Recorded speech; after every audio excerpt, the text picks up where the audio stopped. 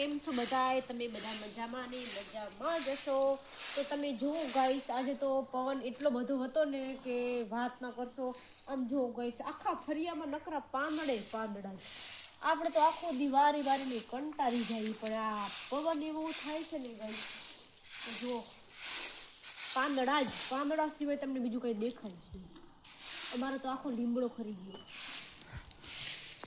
લીમડામાં જેટલા પાંદડા નથી એટલા તો ફરિયામાં પાંદડા છે ગાઈસ. તો તમારા ગામમાં આવો પવન હોય છે કે નથી હોતો કમેન્ટ કરી દેજો.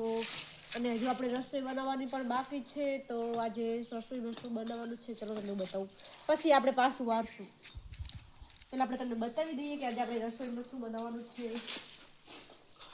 તો જો ગાઈસ આપણે આજે રસોઈમાં બનાવવાનો છે રીંગણાનો ઓરો. તો આપણે ફાઇનલી રીંગણા શેકી લીધા છે અને આની સાલ ઉતારવાની છે.